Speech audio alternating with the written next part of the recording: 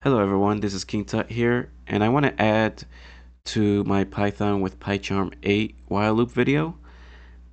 And so someone commented on mine saying that, like, why is the while loop true under just 2? And I told them it's only taking strings.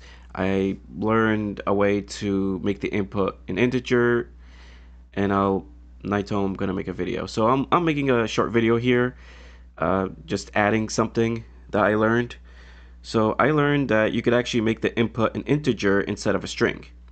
So to do so is to simply add int, and you just wrap this around with parentheses. And then you do the same thing for here, because despite this taking an int, this is going to take a string. If you don't put int, if you don't wrap this input function around with int, it's gonna take it as a string by default. So let's put int here. And I actually tested all of this, and I'm gonna show you my thought process on this, because this is not gonna run the way you think. So let me run this program. So it's running this here, and then it's running here. So it's asking me to enter a number. Let's just say I say 1, incorrect, enter a number, and then I put the correct number. See what happens. It did not print out correct and break like it usually does. It just literally skips over. Probably because the condition here, number is not supposed to equal to y.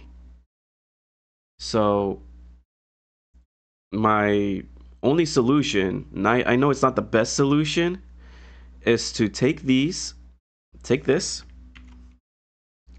put it outside of the while loop. So again, tabs matter, indentation matter. You take that out, and then you change the else to an if statement. If it doesn't matter if you put parentheses or not. I put parentheses because I'm used to doing that with other programming language. So if number does not equal y, it's gonna say incorrect, enter a number, and it's gonna take as an integer if you wrap this around with int. So hopefully everything is all good. I don't know what's the error here.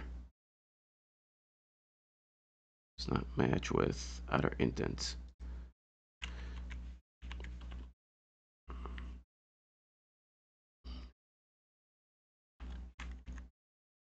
I don't know. Correct. Oh, probably the spacing here.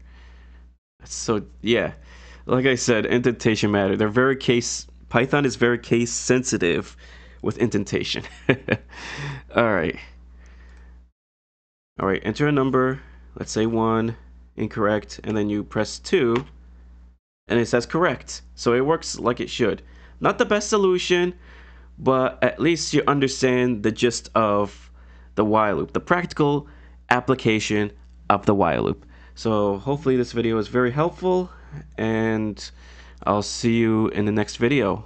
Bye. Before I end this video, I actually apologize for not uploading this to GitHub. I thought I uploaded this, but when I look at it again, I realized, oh no, I didn't upload the while loop into GitHub. It's hard for me to get back into the video after just not doing a video for a while. Like, yeah, so I'll upload this code here into GitHub.